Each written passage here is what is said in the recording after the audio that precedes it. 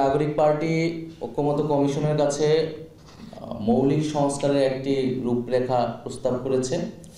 আমরা স্পষ্টভাবেই বলেছি যে গণঅভ্যুত্থানের পরে যে সংস্কারের আকাঙ্ক্ষা তৈরি হয়েছে তা কেবল কোনো সুপারফিশিয়াল পরিবর্তনের জন্য নয়, সংস্কারের জন্য নয়, বরং মৌলিক বা ফান্ডামেন্টাল যে চেঞ্জগুলা, যেটা আমাদের শাসন ব্যবস্থা এবং ক্ষমতার বিন্যাসকে পরিবর্তন করবে, সেই ধরনের সংস্কারকে দিকে আমাদেরকে এগোতে হবে। ফলে ন্যূনতম সংস্কার বা ঐক্যমত্য সংস্কারের জায়গায় আমরা যদি সেই মৌলিক বিষয়গুলোতে ঐক্যমত্য হতে না পারি, বরং অগুরুত্বপূর্ণ কিছু সংস্কারে ঐক্যমত্য হয়ে যদি আমরা সামনের দিকে আগাই, তাহলে সেইটা আমাদের জন্য ফলপ্রসূ হবে না, কোনো পরিবর্তন বয়ে আসবে না। মৌলিক সংস্কার বলতে জাতীয় নাগরিক পার্টি ক্ষমতার ভারসাম্য, জবাবদিহি এবং বিকেন্দ্রীকরণ এই তিনটি বিষয়কে বুঝিয়েছে, বা সংক্ষেপে আমাদের যে একনায়কতান্ত্রিক স্বৈরতান্ত্রিক যে রাষ্ট্র কাঠামো, সেটাকে একটা গণতান্ত্রিক রূপান্তরের দিকে নিয়ে যাওয়া। আমরা হয়তো সেই মৌলিক সংস্কারের বিস্তারিত এখানে আমি বলবো না।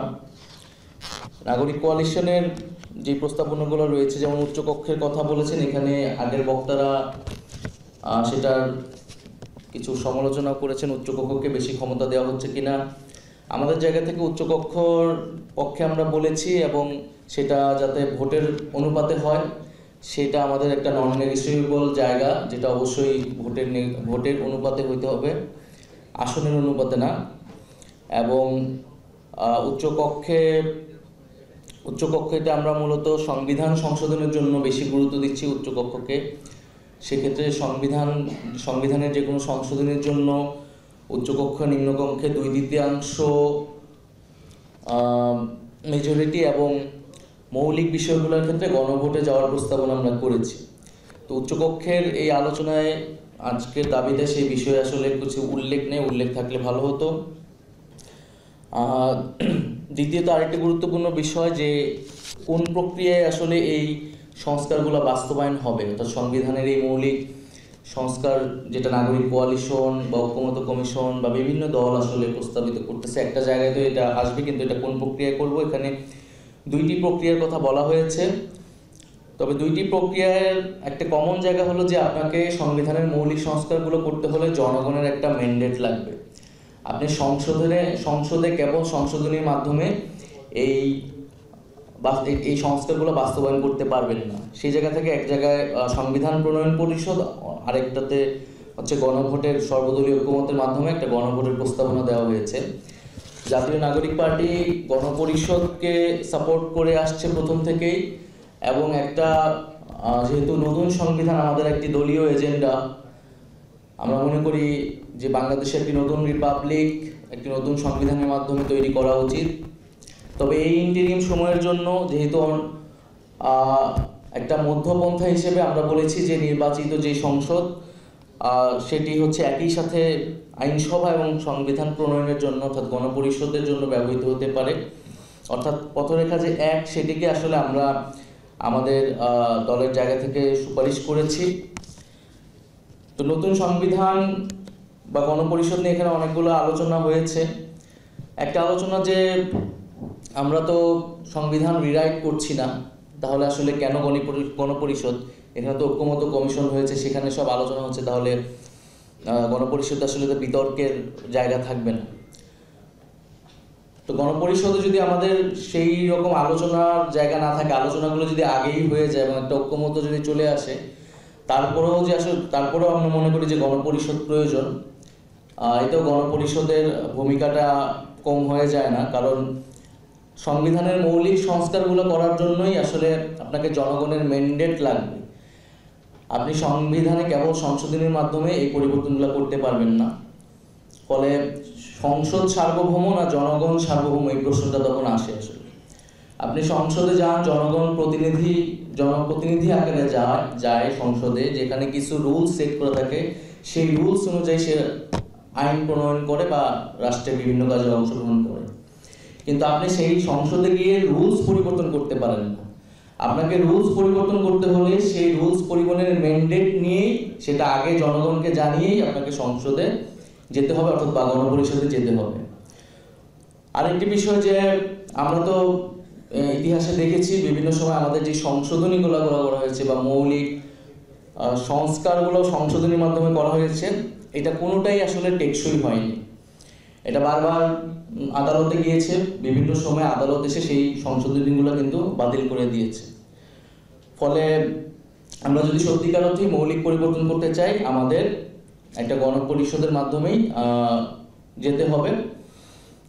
এবং আমরা যদি দেখি যে যেই ৭২-এর সংবিধান নিয়ে যেই আলোচনা বা সমালোচনাগুলো রয়েছে, ৭২-এর যে গণপরিষদ, সেই গণপরিষদ নিয়েই সমালোচনা রয়েছে। অর্থাৎ জাতি হিসেবে আমরা একটা নিজেরা সমঝোতার ভিত্তিতে একটা জাতীয় চুক্তি বা সংবিধান তৈরি করতে পারবো, সেই সক্ষমতা এখন আসলে অর্জন করে উঠতে পারিনি। এবং একটা গণ অভ্যুত্থানের পরে যখন আমাদের সামনে সেই সুযোগ এসেছে, আমরা সেই সুযোগটাকেও এখন অস্বীকার করছি বা হারাতে যাচ্ছি। আমাদের সংবিধান এমনও হয়েছে যে একটা ব্যক্তির ইচ্ছার জন্য, একটা ব্যক্তিকে আরেকটা পদে যাওয়ার জন্য কয়েকবার সংশোধন করা হয়েছে। কিন্তু একটা গণ অভ্যুত্থানের পরে এত মানুষ রক্ত দিয়েছে, তারপরও আমরা সংবিধানকে মৌলিকভাবে পরিবর্তনের জন্য সম্মত হতে পারছি না। এটা আমাদের জন্য দুঃখজনক। এই বিগত সময়ে এই সংবিধান মানুষের মানবাধিকার রক্ষা করতে পারেনি। সংবিধানে যেই কথাগুলো বলা আছে সেই কোনোটাই বাস্তবায়ন হয়নি। সংবিধানের দলীয়করণ হয়েছে, রাষ্ট্রীয় প্রতিষ্ঠানগুলোর দলীয়করণ হয়েছে। ফলে সংবিধান পরিবর্তন করলে বা একটা ভালো সংবিধান তৈরি করলেই সব সমস্যার সমাধান হয়ে যাবে এরকমটা না। কিন্তু সংবিধানকে যদি আপনি রাষ্ট্রের সর্বোচ্চ একটা চুক্তি আকারে ধরেন, তাহলে সেই চুক্তির সাথে জনগণের একটা আস্থার জায়গা থাকতে হয়। বিগত সময়ে কিন্তু সেই আস্থার জায়গাটা নাই। ফলে একটা নতুন সংবিধান তৈরি করার মাধ্যমে কিন্তু আপনি জনগণের সাথে সেই রাষ্ট্রের সম্পর্ক, সেই আস্থার জায়গাটা কিন্তু আবার স্থাপন করতে পারবেন। আর একটি বিষয় হচ্ছে যে আমরা এখন তাবৎ যে আলোচনা করছি রাষ্ট্র সংস্কারের, সংবিধান সংস্কারের, সেটা কিন্তু এই যে ফ্যাসিবাদী ব্যবস্থা বিলোপের একটা ছোট্ট অংশ মাত্র। আমরা আমাদের এক দফার ঘোষণায় বলেছিলাম যে ফ্যাসিবাদী ব্যবস্থার বিলোপের মাধ্যমে একটা নতুন রাজনৈতিক বন্দোবস্ত প্রতিষ্ঠা করা। ফ্যাসিবাদী ব্যবস্থার মধ্যে আমাদের দৃষ্টিতে অন্তত 4টা জায়গা আছে এই রাষ্ট্রে যার মধ্য দিয়ে ফ্যাসিজম তৈরি হয়েছে। তার একটা হচ্ছে তার একটা সাংবিধানিক ভিত্তি আছে ৭২-এর মুজিববাদী সংবিধানের মধ্য দিয়ে। দ্বিতীয়ত তার একটা অর্থনৈতিক দিক আছে, যার ফলে এই মাফিয়াতন্ত্র, লুটেরা, দুর্নীতির অর্থনীতি তৈরি হয়েছে এবং যেটা সমাজের বৈষম্য তৈরি করেছে। ফলে সেই বৈষম্য দূর করতে কিন্তু মানুষ আসলে রাজপথে নেমে এসেছে। তৃতীয়ত তার একটা রাজনৈতিক দিক আছে, যে দমন পীড়ন, মানবাধিকার হরণ করেছে, বিরোধী মতকে দমন করেছে, অর্থাৎ যে বাকশালী চরিত্র সেটি আসলে ফুটে উঠেছে। আরেকটি তার সাংস্কৃতিক দিক আছে, সাংস্কৃতিক ফ্যাসিজম আছে, যেটা বাংলাদেশের যে সাংস্কৃতিক বহুত্ব সেটাকে অস্বীকার করেছে। ফলে এই যে ফ্যাসিবাদী ব্যবস্থার আমরা 4টা দিক বলছি, তার একটা দিক সংবিধান বা রাষ্ট্র কাঠামো নিয়ে কিন্তু আমরা এই সময়টা আলোচনা করছি। আমাদের যদি সত্যিকার অর্থে ফ্যাসিবাদী ব্যবস্থাকে বিলোপ করতে হয়, তাহলে কিন্তু এই 4টা দিকেরই আসলে সংস্কার করতে হবে এবং পরিবর্তনের মধ্য দিয়ে যেতে হবে। এবং আওয়ামী লীগের একটা কনস্টিটিউশনাল ফিলোসফি আছে, একটা কনস্টিটিউশনাল পলিটিক্স আছে, যেটার বেস হচ্ছে 72। আমরা দেখছি এরপরে 75 পরবর্তী সময়ে প্রেসিডেন্ট জিয়াউর রহমানের সময়ে আমাদের সংবিধান একটা নতুন চরিত্র পেল, তার মূলনীতিগুলো পরিবর্তন হলো। কিন্তু সেটাও সংশোধনীর মাধ্যমে, এবং সেই সংশোধনীও কিন্তু আসলে টিকল না। সেই মূলনীতিগুলো বা সেই সাংবিধানিক চরিত্রটা জাতীয় চরিত্র পেয়েছিল কিনা, জনগণের সম্মতি ছিল কিনা, সেটা ভিন্ন প্রশ্ন। কিন্তু বিএনপি কিন্তু সেই ইতিহাস থেকেও শিক্ষা নেয় যে সেই 75 পরে যে সুযোগ এসেছিল, তখনও যদি গণপরিষদের মাধ্যমে ৭২-এর সংবিধান ফেলে দিয়ে আমরা নতুন সংবিধান করতে পারতাম, তাহলে বাংলাদেশে আরেকটা যাত্রা আসলে শুরু হতো। তো সেই জায়গা থেকে কিন্তু আমাদের শিক্ষা নেওয়ার আছে। এবং 24-এর পরে যেহেতু আমাদের সেই সুযোগটা এসেছে, আমরা মনে করি যে একটি গণপরিষদের মাধ্যমে আমাদের রাষ্ট্রের ভিত্তিটা নতুন করে ঐক্যমতের মাধ্যমে স্থাপন করা আসলে উচিত। নাগরিক কোয়ালিশনের আরো কিছু যে প্রস্তাবনাগুলো রয়েছে, প্রধানমন্ত্রী মেয়াদ সময় 2 টার্ম, এটা আমরা সমর্থন করছি। রাষ্ট্র কাঠামো সংস্কারের পাশাপাশি রাজনৈতিক সংস্কার, সংস্কৃতি সংস্কারের কথা অনেকে বলছেন। আমরা মনে করি যে সংস্কারের যে কর্মসূচিটি শুরু হয়েছে এটি আসলে অব্যাহত রাখতে হবে, এটি আসলে ধারাবাহিকতা থাকতে হবে এবং এটি শুধু সংবিধান বা রাষ্ট্র কাঠামো সংস্কার নয়, বরং আমাদের রাজনীতি, সংস্কৃতি এবং অর্থনীতির যে সংস্কারের কর্মসূচিগুলো সেগুলো আমাদের রাজনৈতিক দল আকারে এবং পরবর্তীতে যারা সরকারে আসবে তাদের সেই কার্যক্রমগুলো চালু রাখতে হবে।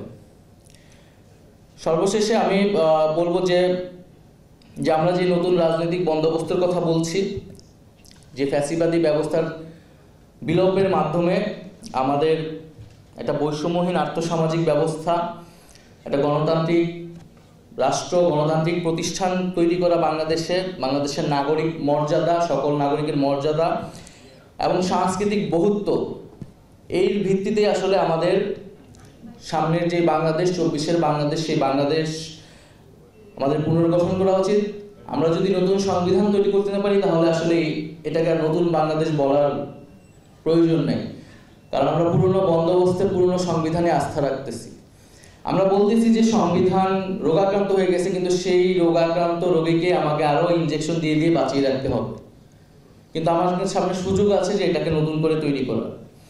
মূলনীতির প্রশ্নে আলোচনা কিছু হচ্ছে, বিতর্ক হচ্ছে। আমরা ঐক্যমত্য কমিশনের কাছে যখন গিয়েছি, আমরা মূলনীতির প্রশ্নে কিছু প্রশ্ন তৈরি করেছি যে মূলনীতিগুলোরই প্রয়োজন আছে কিনা সংবিধানিক কাঠামোতে। আমরা মূলনীতি রাষ্ট্রের ভিশন, রাষ্ট্রের ক্যারেক্টারটা ঠিক করে, কিন্তু এই মূলনীতিগুলো এরকম হতে হবে যাতে রাষ্ট্রের সকলে সেটাকে ওন করে। কিন্তু আমরা দেখছি বিভিন্ন সময়ে 72 থেকে এবং পরবর্তী সময়ে এই মূলনীতিগুলো এক ধরনের সংবিধানকে দলীয় চরিত্র দিয়েছে।